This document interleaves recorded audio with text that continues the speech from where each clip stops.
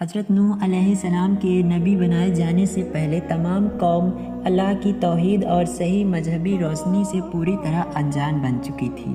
اور حقیقی معبود کی جگہ خود کے گڑے ہوئے بتوں نے لے لی تھی۔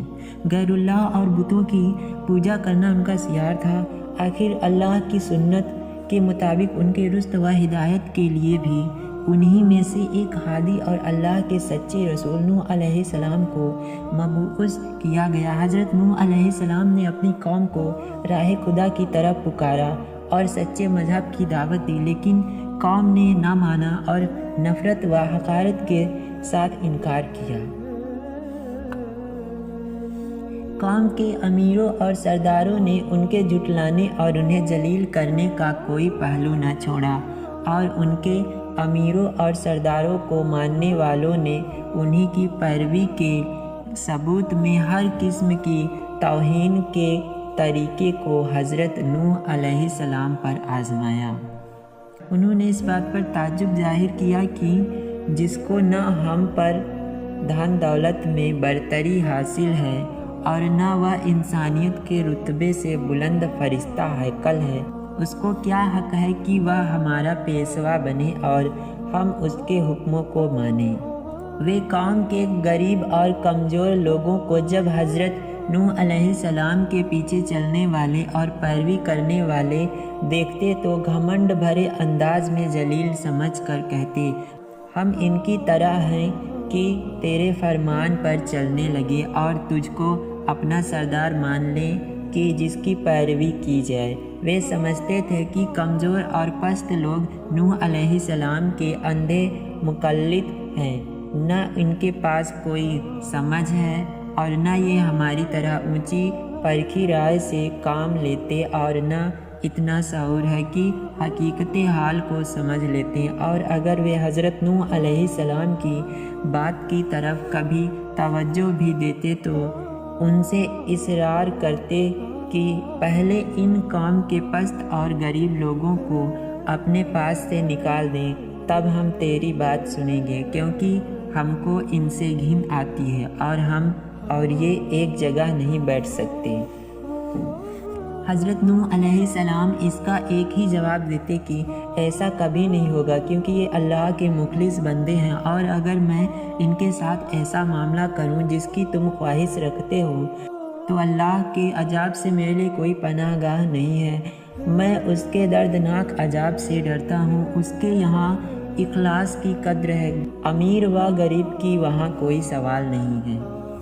ساتھ ہی ارشاد فرماتے کہ میں تمہارے پاس اللہ کی ہدایت کا پیغام لے کر آیا ہوں، نہ میں نے غیب دانی کا دعویٰ کیا ہے اور نہ فرشتہ ہونے کا،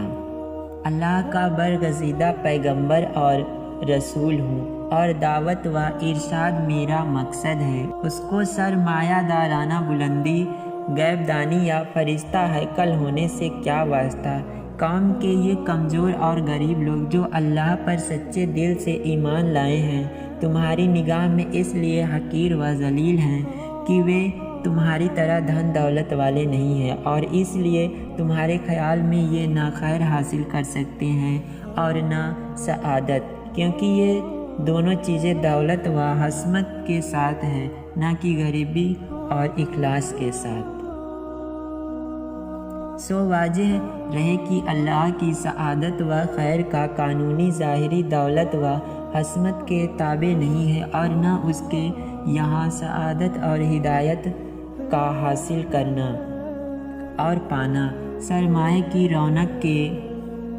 اثر میں ہے، بلکہ اس کے خلاف نفس کا اطمینان، اللہ کی رضا، قلب کا غنا اور نیت و عمل کے اخلاص پر موقوف ہیں۔ حضرت نوح علیہ السلام نے یہ بھی بار بار تنبیہ کی کہ مجھے اپنی دعوت پہنچانے میں اور ہدایت کے راستے پر لگانے میں نہ تمہارے مال کی خواہش ہے، نہ جاہ و منصب کی، میں اجرت کا طلبگار بھی نہیں ہوں۔ اس خلافت کا حقیقی اجر و ثواب اللہ تعالیٰ کے ہاتھ میں ہے، اور وہی بہترین قدر کرنے والا ہے۔ بہرحال حضرت نوح علیہ السلام نے انتہائی کوشش کی کہ بدبخت قوم سمجھ جائے اور اللہ کی رحمت کی پناہ میں آ جائے، مگر قوم نے مانا اور جتنا اس اور سے حق کی تبلیغ میں جدوجہد ہوئی، اسی قدر قوم کی اور سے بغض اور دشمنی کی سرگرمی ظاہر کی گئی، اور تکلیف پہنچانے اور چوٹ دینے کے تمام طریقوں کا استعمال کیا گیا، اور ان کے بڑوں نے عام لوگوں سے صاف صاف کہہ دیا کہ تم کسی طرح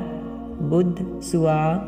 یغوث اور نصر جیسے بتوں کی پوجا کو نہ چھوڑو، اور آخر میں تنگ آ کر کہنے لگی، اے نوح، تم نے ہم سے جھگڑا کیا اور بہت جھگڑا کیا، اب اس کو ختم کر، اور جو تو نے ہم سے اللہ کے عذاب کا وعدہ کیا ہے وہ لے آ۔ حضرت نوح علیہ السلام نے یہ سن کر جواب دیا۔ نوح نے کہا، ضرور، اگر اللہ چاہے گا تو اس عذاب کو بھی لے آئے گا، اور تم اس کو تھکا دینے والے نہیں ہو۔ اس طرح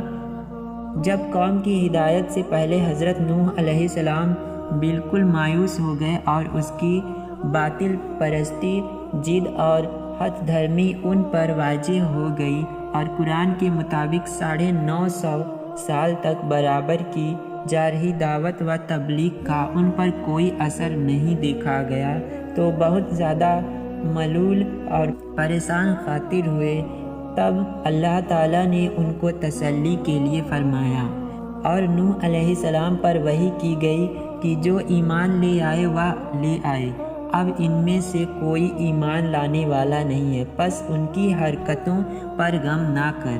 تب حضرت نوح علیہ السلام کو یہ معلوم ہو گیا کہ ان کے حق پہنچانے میں کوتاہی نہیں ہے، بلکہ استعداد کا قصور ہے اور ان کی سرکشی کا نتیجہ۔ اب ان کے اعمال اور حرکتوں کا اثر قبول کر کے اللہ تعالیٰ کی بارگاہ میں یہ دعا فرمائی، اے پروردگار، تو کافروں میں سے کسی کو بھی زمین میں باقی نہ چھوڑ، اگر تو ان کو یوں ہی چھوڑ دے گا تو یہ تیرے بندوں کو بھی گمراہ کریں گے، اور ان کی نسل بھی انہی کی طرح نافرمان پیدا ہوگی۔ اللہ تعالیٰ نے حضرت نوح علیہ السلام کی دعا قبول فرمائی اور بدلے کے قانون اور اعمال کے مطابق سرکشوں کی ہلاکت کا اعلان کر دیا۔ پہلے حضرت نوح علیہ السلام کو ہدایت فرمائی کہ وہ ایک ناؤ تیار کرے تاکہ ظاہری اسباب کے اعتبار کو وہ اور پکے مومن اس عذاب سے بچے رہیں جو اللہ کے نافرمانوں پر نازل ہونے والا ہے۔ حضرت نوح علیہ السلام نے جب ناؤ بنانا شروع کی تو کافروں نے ہنسی اڑانا اور مذاق بنانا شروع کر دیا، اور جب کبھی ادھر سے ان کا گزر ہوتا تو کہتے کہ خوب، جب ہم ڈوبنے لگے تو تم اور تمہارے پیچھے چلنے والے اس ناؤ میں محفوظ رہ کر نجات پا جائیں گے، کیسا مورکھتا والا خیال ہے۔ حضرت نوح علیہ السلام بھی ان کو انجام کار سے غفلت اور اللہ کی نافرمانی پر ضرورت دیکھ کر انہی کے ڈھنگ سے جواب دیتے اور اپنے کام میں لگے رہتے، کیونکہ اللہ تعالیٰ نے پہلے ہی ان کی حقیقتیں حال کو بتا دیا تھا۔ اے نوح، تو ہماری حفاظت میں ہماری وحی کے مطابق ناؤ تیار کیے جا، اور اب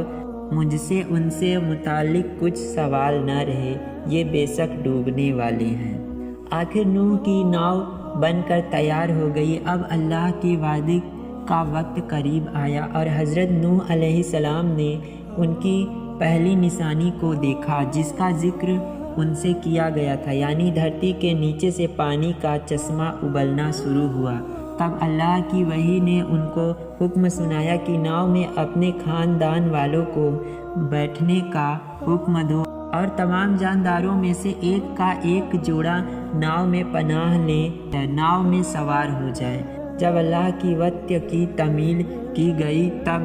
اب آسمان کو حکم ہوا کہ پانی برسنا شروع ہو، اور دھرتی کے سوتوں کو حکم دیا گیا کہ وہ پوری طرح ابل پڑیں۔ اللہ کے حکم سے جب یہ سب کچھ ہوتا رہا تو ناؤ بھی اس کی حفاظت میں پانی پر ایک مدت تک تیرتی رہی، یہاں تک کہ تمام انکار کرنے والے اور دشمن ڈوب گئے اور اللہ تعالیٰ کے قانون جزا و اعمال کے مطابق اپنے کیے کو پہنچ گئے۔ غرض جب اللہ تعالیٰ کے حکم سے عذاب ختم ہوا تو نوح علیہ السلام کی ناؤ زودی پر ٹھہر گئی، اور حکم پورا ہوا اور ناؤ زودی پر جا ٹھہری اور اعلان کر دیا گیا کہ ظلم کرنے والی قوم کے لیے ہلاکت ہے۔